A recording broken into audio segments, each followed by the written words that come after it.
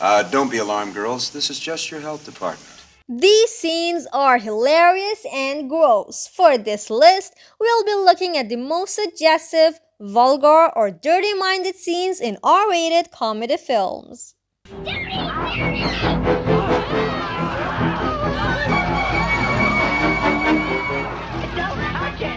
Number 7, the end credits, The Hangover. Hey guys, look what I found. Whoa, that's my camera. Yeah, it was lodged in the backseat of the car. Oh, God. Are there photos on it?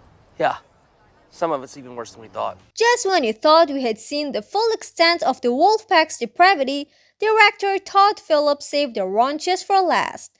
We look at these pictures together, okay? One time. And then we delete the evidence.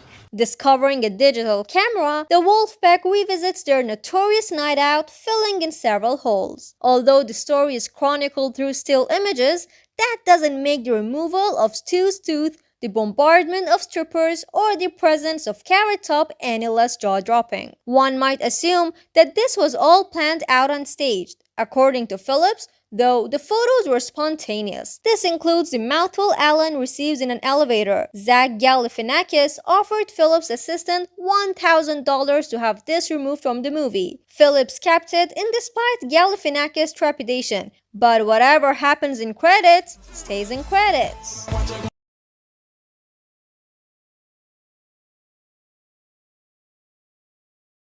Number 6, Baby Ruth, Caddyshack. If you didn't notice the resemblance between a Baby Ruth and a human excrement before, this classic comedy forever changed your perception. Want some? Oh, give me some. Who asked you? Come on, I'm I asking. didn't Joey, ask would you you. please? Get out. Joey, would... When the unfortunately designed candy bar makes its way into a pool, swimmers react as if Jaws were in the water. The music even mimics John Williams' score.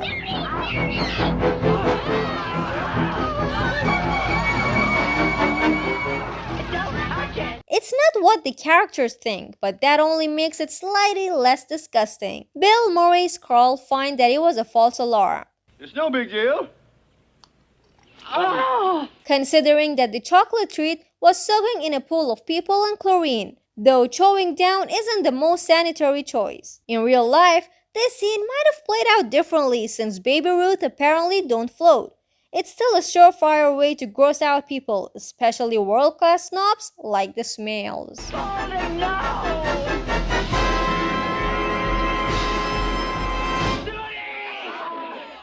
Number 5, Locker Room, Porky's.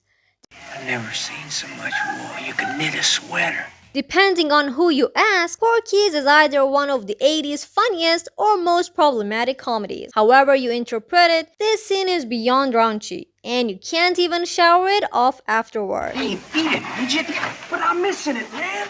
Would you shut up and you stay on your side? We all remember the film for its locker room set piece. In reality, the man and woman shot this scene separately. In the context of the film though, the guys see everything and so do we.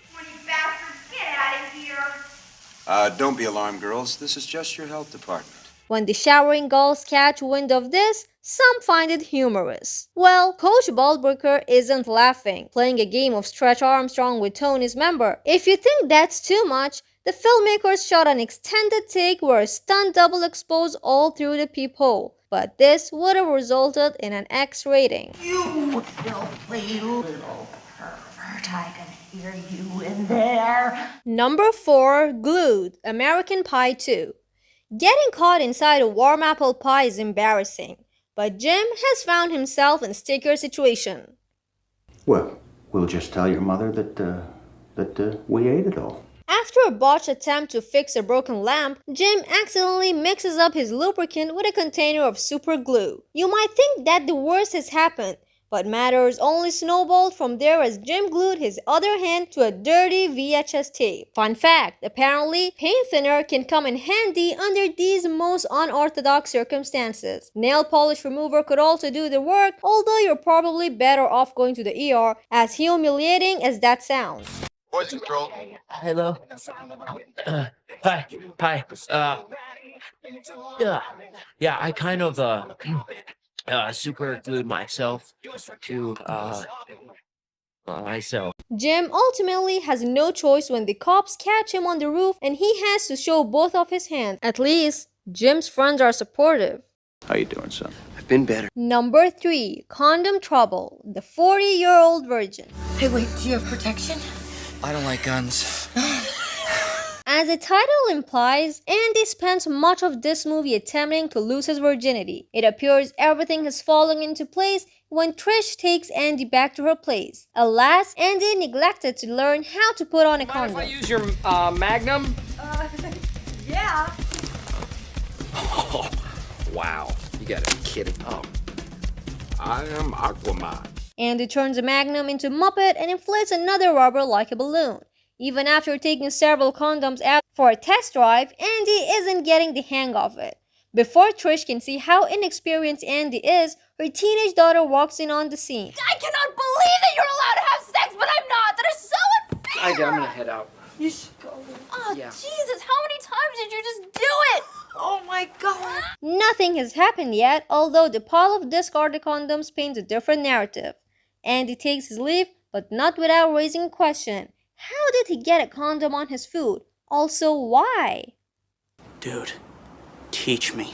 Before we continue, be sure to subscribe to our channel and ring the bell to get notified about our latest videos. Number 2. Hair gel. There's something about Mary. Even gross out humor depends on timing. What exactly are we looking at here? What do you mean? What? Well, I mean, is it the or the? Is it the Frank or the beans? Rather than immediately cut to an image of Ben Stiller's Frank and Beans, his accident is described in graphic detail before we're finally treated to a glimpse. Similarly, this scene initially relies more on suggestion, with much of the debauchery occurring off-screen. Where the hell did it go? Hang on!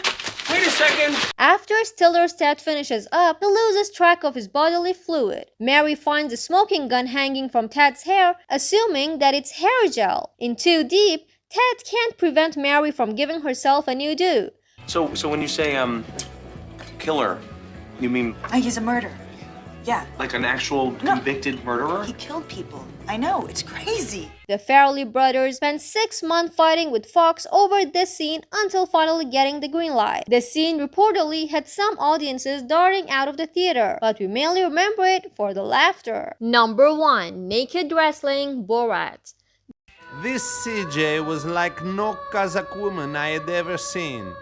She had golden hairs, teeth as white as pearls. Discovering Azamat getting intimate with a photo of his beloved Pamela, Borat jumps in for a full frontal attack. We mean that literally. Ken Davishan, who plays Azamat, suggested that he at least wear boxers for the scene. Everyone was okay with this except for Sacha Baron Cohen, who felt they had to go all out. The scene wasn't any easier for Cohen to shoot. He feared for his life as Davishan sat on him with air running out. The fight is eventually taken out of the room and into the hotel. The filmmakers shot this at a couple of different venues, but the onlookers didn't react as they had hoped. Finally, they got the desired shot upon crashing a San Diego mortgage convention. Very nice!